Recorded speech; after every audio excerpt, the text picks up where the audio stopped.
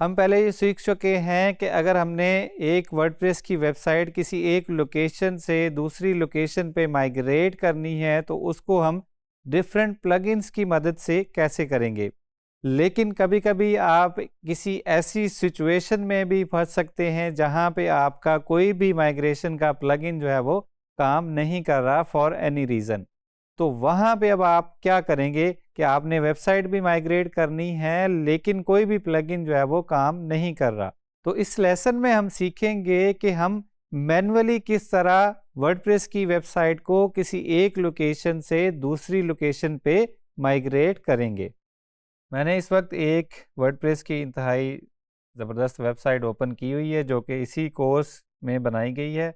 यहाँ पे हम देख सकते हैं कि हमें ये वेबसाइट नज़र आ रही है।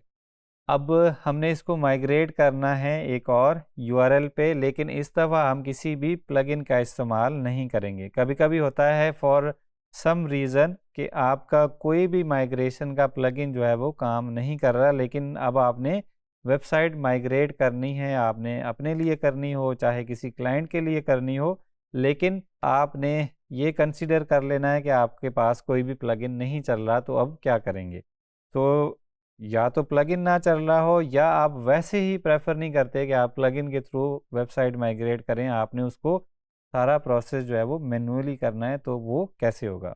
सो मैनुअल माइग्रेशन के लिए क्या करेंगे हम कि हमारी इंस्टॉलेशन में जाएंगे। ये जो वेबसाइट है वो लोकल बाय फ्लाईव्हील्स पे चल रही है। तो यहाँ से जाके मैं कहूँगा कि गो टू साइट फ़ोल्डर के वेबसाइट की फ़ाइल्स जहाँ पे पड़ी हैं वो मुझे फ़ोल्डर दिखा दिया जाए। फ़ोल्डर में मैं आ गया। यहाँ पे मैंने क्या करना है, डब्ल्यूपी कंटेंट का जो फ़ोल्डर है उसको मैंने कंप्रेस कर लेना है, ज़िप कर लेना है, उसका मैंने एक आर्काइव बना लेना है किसी भी फ़ॉर्मेट में।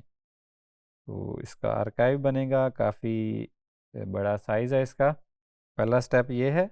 दूसरा स्टेप ये होगा कि मैंने इसका डेटाबेस जो है वो उसको भी एक्सपोर्ट कर लेना है। तो यहाँ पे मैं इसके डेटाबेस में आया और यहाँ पे मैंने इसका डेटाबेस के मैनेजमेंट का टूल खोला। अब मैंने यहाँ से इस डेटाबेस को क्या करना है, माइग्रेट करना है। तो वो हम यहाँ से एक्सपोर्ट पे जाएंगे। एक्सपोर्ट में हमने सारे टेबल सेलेक्ट कर लेने हैं कि हमने कौन कौन से टेबल जो है वो एक्सपोर्ट करने हैं। यहाँ पे हम कह देते हैं जी आउटपुट जो है वो उसको हमने कंप्रेस कर लेना है। एक्सपोर्ट पे क्लिक करेंगे तो अब ये हमें यहाँ पे हमारे डेटाबेस का बैकअप भी हमें यहाँ पे मिल गया है। डेटाबेस का बैकअप भी मिल गया है। दोबारा से हम इसके फाइल्स के फ़ोल्डर में जाएंगे, उसको चेक करेंगे कि वो हमारा वो भी कंप्लीट हो गया। जी बिल्कुल, वो भी कंप्लीट हो गया।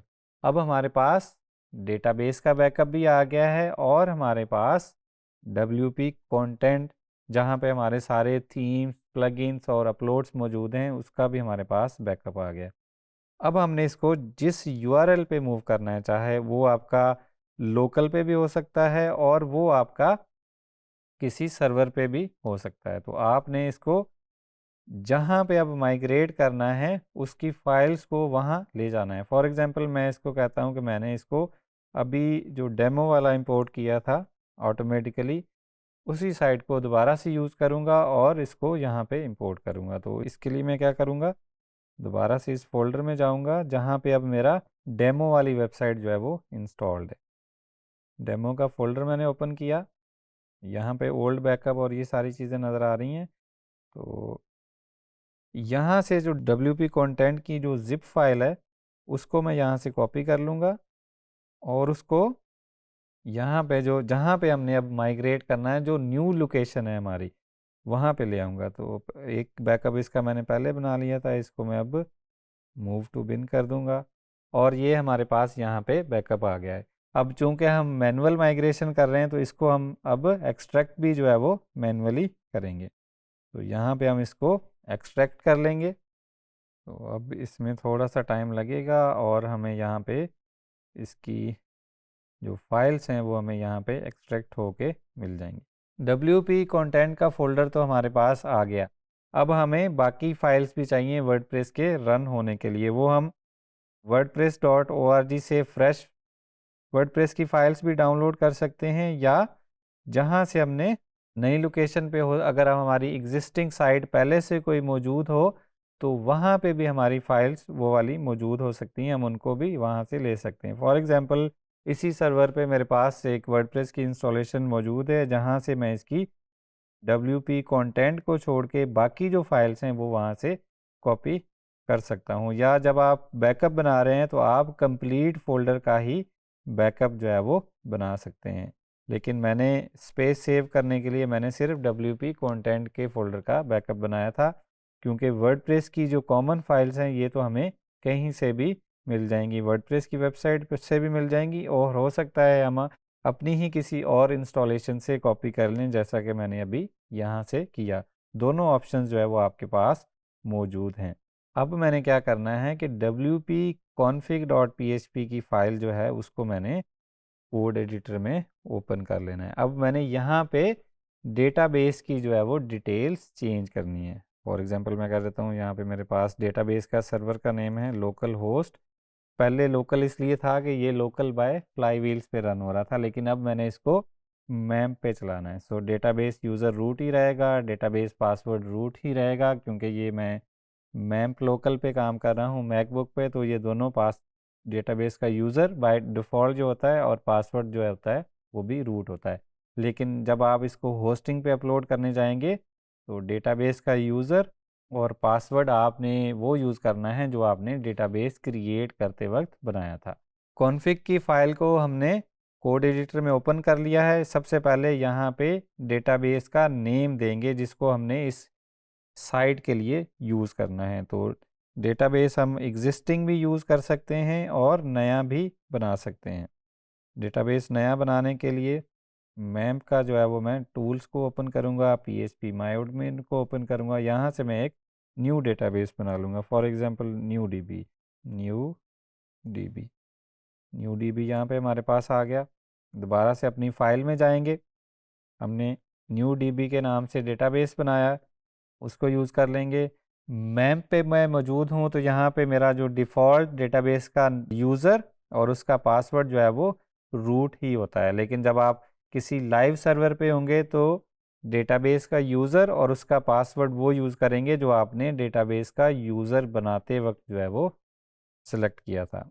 डीबी का होस्ट लोकल होस्ट ही रहेगा।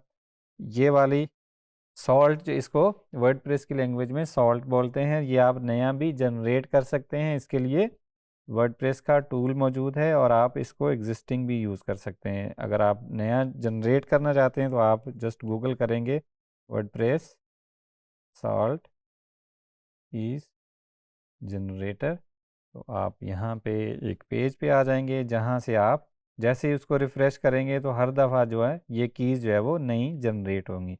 और सिक्योरिटी रीजंस अच्छा होता है कि अगर आप एक जगह से दूसरी जगह साइट मूव कर रहे हैं तो ये वाले सॉल्ट जो है वो आप नए जनरेट कर लें। मैंने जो नए जनरेट किए हैं उसको मैं यहाँ पे कॉपी कर लूँगा। डेटाबेस का प्रेफिक्स जो है वो आप कौन सा रखेंगे जो कि आपके पुराने डेटाबेस में था, वो अभी कैसे पता चलेगा। जो अभी हमने डेटाबेस बनाया था उस पे हम दोबारा से वापस आएंगे और अब हम यहाँ से डेटाबेस इंपोर्ट करेंगे। कौन सा डेटाबेस इंपोर्ट होगा, जो कि हमने एक्सपोर्ट किया था अभी दूसरी साइड से। हमने डेटाबेस की फ़ाइल सेलेक्ट कर ली है, उसको हम यहाँ पे बाकी सारे ऑप्शंस भी अगर हमने चेंज करने हैं, अगर रिक्वायर्ड हैं तो करेंगे और गो पे क्लिक कर देंगे। गो पे क्लिक करेंगे तो PHP मायडमिन का जो टूल है वो आपका डेटाबेस की जो सारे टेबल थे उनको क्या कर देगा, यहाँ पे इंपोर्ट कर देगा।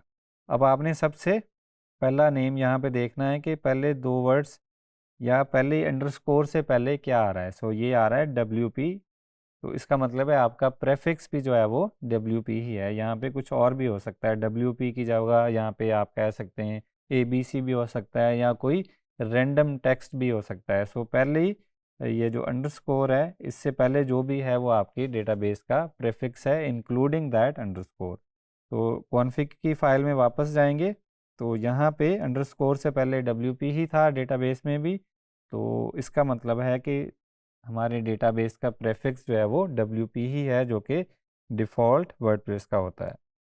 सो हमने डेटाबेस इंपोर्ट भी कर लिया। यहाँ पे WP config.php फाइल में हमने चेंजेस भी कर दी।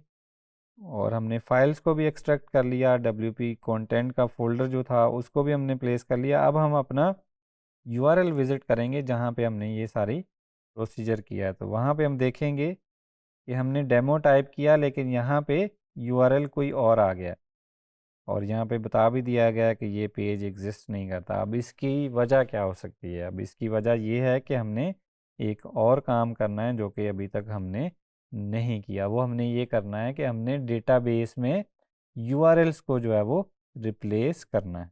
उसके लिए हम क्या करेंगे? सबसे पहले अपनी साइट को फंक्शनल बनाने के लिए हम क्या करेंगे? WP_option या आपकी टेबल का जो भी प्रेफिक्स है वो और उसके बाद ऑप्शंस का टेबल हम खोल लेंगे।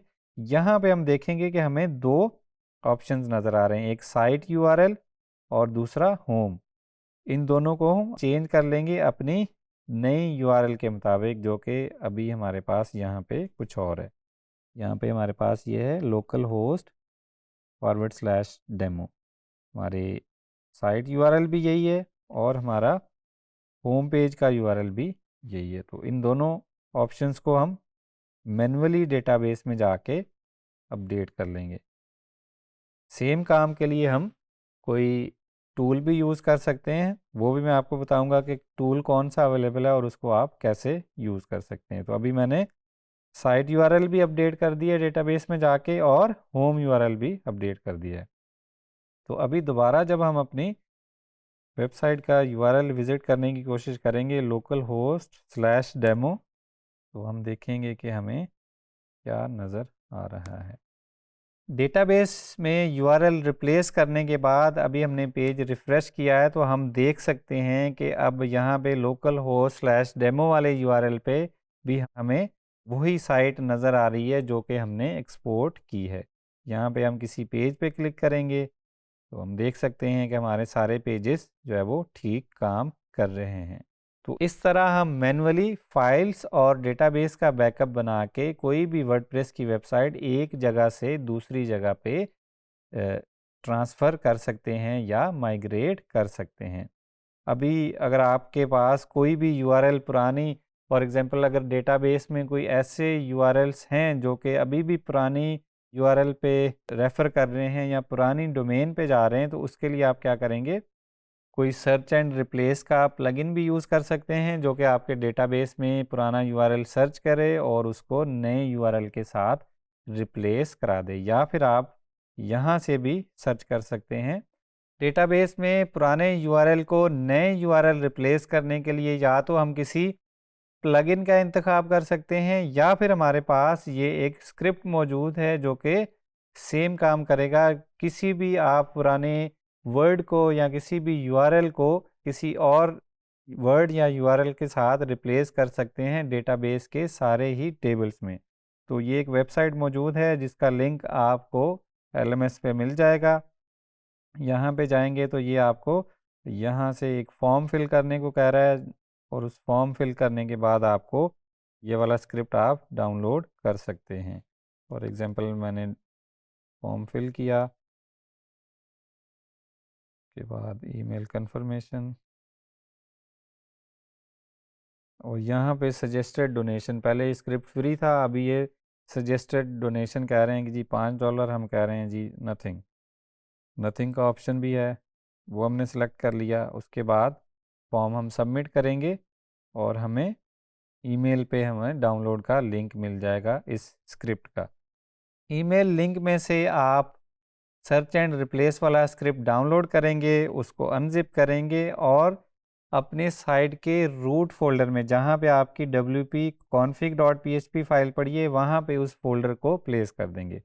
उसके बाद आप इसको का नेम यहाँ से कॉपी कर लेंगे और URL में जाके उसी नेम को प्लेस कर देंगे। तो अब यहाँ पे आप देख सकते हैं कि आपने सर्च क्या करना है। फॉर एग्जांपल पुराना URL क्या था जहाँ से हमने ये साइट कॉपी की है, यहाँ से इसको ओपन साइट करेंगे। ये हमारा पुराना URL था, search for this one, and इसको रिप्लेस किसके साथ करना है?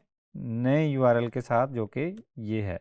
हमने उसको सर्च करके इसके साथ रिप्लेस कर देना है। अब यहाँ पे डेटाबेस की डिटेल मांगी जा रही हैं जो कि हमारा था new DB, user name database का था रूट, पासवर्ड भी है रूट, होस्ट है लोकल होस्ट, और यहाँ पे अपने कनेक्शन को टेस्ट करेंगे न्यू DB। यहाँ पे हम कनेक्शन को टेस्ट करेंगे तो यहाँ पे हमें सक्सेस का मैसेज आ गया कि आपका कनेक्शन जो है वो सक्सेसफुली टेस्ट हो गया, हम डेटाबेस के साथ कनेक्ट हो गए। अब यहाँ पे हम ऑप्शन का इंतखाब करेंगे कि सारे ही टेबल्स में जो है वो हमने ये सर्च एंड रिप्लेस करना है। तो यहाँ पे हम पहले टेस्ट रन भी करके देख सकते हैं।